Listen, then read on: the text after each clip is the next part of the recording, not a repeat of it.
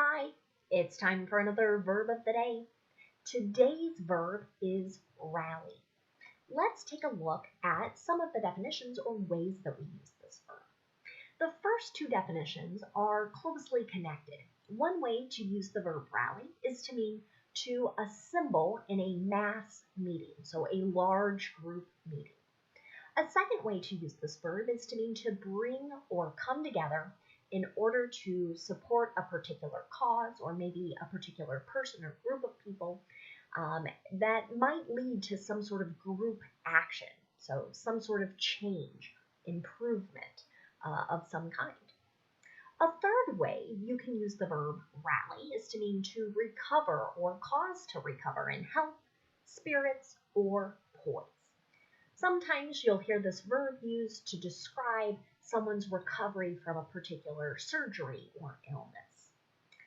A fourth way to use this verb is to mean to come together again in order to continue fighting after a challenge or defeat. This particular definition has been used to describe different military campaigns or battles where it seemed that one side had been losing, but they came together again to challenge the opposition or continue to fight maybe after an earlier defeat. And say this particular definition has evolved a little bit to include sports. And so you'll hear teams being described as rallying. So they're losing at one point, but they come together as a group and continue to play the game, continue to challenge their opponents, and they might either come back to tie or win the game. You should know that rally is a regular verb. To make the progressive tense, all I'm going to do is add ing to form rallying. To make the past tense and participle form of this verb, I need to drop the y, change it from y to I before I add ed. The base verb, rally, ends in this in this vowel sound, e. So our past tense ending is going to make a d sound, rallied, rallied. I just have one phrasal verb for us to look at today, and again, it doesn't really change any of the earlier meanings, but I think it's good to be aware of these. So you might hear people mention they are rallying around someone or something, and that means they're uniting, they're joining, they're coming together to provide some sort of support or assistance. Let's look at an example sentence. The community is rallying around the family as the father fights cancer. So this rallying around, we don't have any details here, but it could be many different things. Maybe there are groups of community members who are making meals to provide this support. Perhaps they're raising money to aid in the treatment of the father's cancer. Right? There are many different ways people can support or assist others who are facing a challenge like this. Now, let's continue doing some additional verb tense practice. Today, we're going to focus on using our verb in the simple past tense and the simple future, and we'll focus on using be going to. Let's start with the simple past tense. We use this verb tense to describe an action that was completed at a known time in the past. Sometimes in the sentence, there will be those time signal clues, words like yesterday, last week, etc., that indicate a known time period. But sometimes it is implied, so it's part of the conversation. We understand that we're talking about a certain point in time in the past. To make an affirmative simple past tense sentence, you are going to use the past tense form of the verb. This is true no matter what the subject is. So we don't have any different spellings for different subjects. Let's look at an example sentence. Thousands of people rallied in support of the AAPI community this past weekend. AAPI stands for Asian American and Pacific Islanders. As I've mentioned in this video, or the series of videos this week, There was a horrible attack on the community in Atlanta, and many people have denounced it. We talked about that earlier this week. And one way to sort of denounce, to publicly call out the evil doing, is to have these large gatherings, speak about it, acknowledge it. Now let's look at making a negative simple past tense sentence. To do this, I'm going to use did not and then the base verb. So I'm not using an ed ending in the negative. Here's another example sentence. The team didn't rally in the second half. So they didn't come back to win or tie the game. If I want to make a yes or no question in the simple past tense, I'm going to start with did, then I'll have the subject, and then the base verb. So again, no ed ending here in my yes or no question. An example would be, did the company's stocks rally yesterday? So this might tie back to that third definition, and we talked about the word recover. So if you follow the stock market, right, you know prices go up and down and up and down, and some days just up, up, up. But here, this would be referencing a point where maybe they declined, but now started to improve. The prices recovered.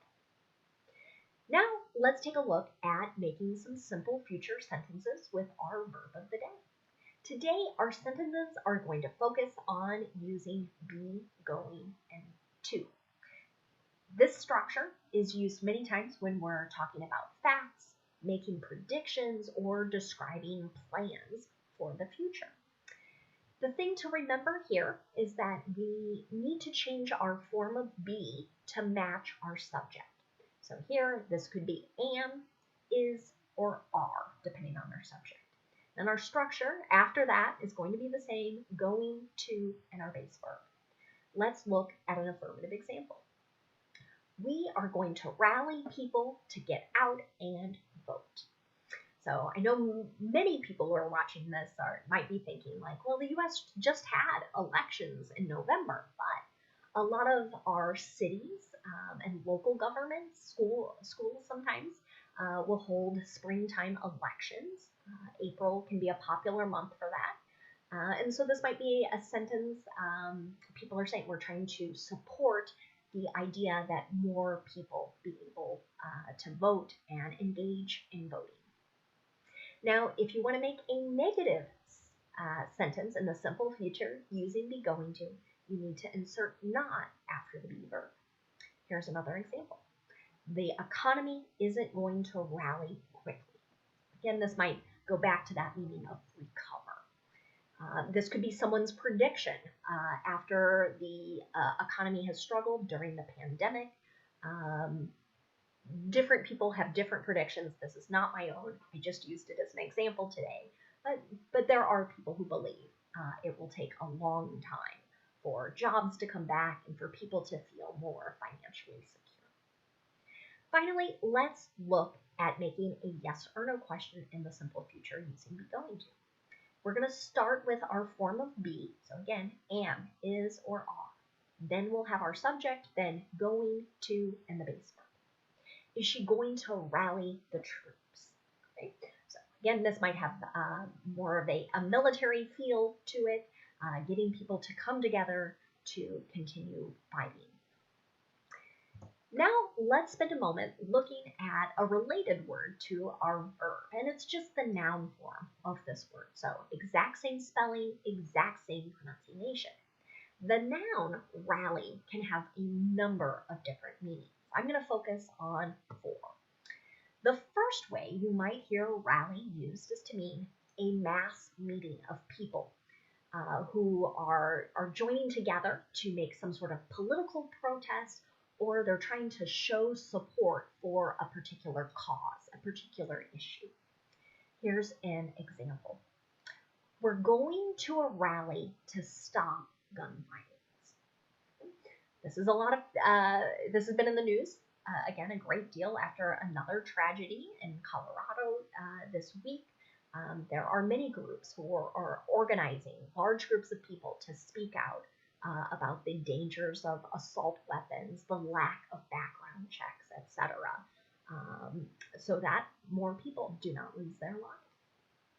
A second way to use the noun rally is to mean a quick recovery after a reverse or a period of weakness. Okay? Again, you'll likely hear this definition used in connection to the stock market, economy, as examples. And that's what you're going to see in the second example sentence. There was an early rally this morning when the stock market opened. So maybe stocks finished low the day before, and when the market opened, the stock prices began to increase. The last two definitions for the noun rally are connected to sports. The first is an offensive effort, so strong offense by a team, who might have been losing at the time this began, or the time it began, pardon. And this effort is going to lead to either a tie or a win in the particular game or sport. Let's look at an example sentence. A seventh inning rally put the team ahead for good. This is a sentence you might read in describing a baseball game that was played in the past. So one team will say Team A is losing. But in the seventh inning, they start to score a lot of runs. Those runs put them ahead, and that team ends up winning the game. A second way you might hear the noun rally used in sports is connected to racket sports, so things like tennis or badminton. And what is meant by it is an extended exchange of strokes between players. So one player hits the ball to the other side, that person hits it back and back and forth and back and forth. Okay? An example of this noun usage in a sentence could be, that was an incredible 30-shot rally. So one player probably hit the ball 15 times, the other hit 15 times before the particular point was won. Thanks so much for watching today's video. I hope you have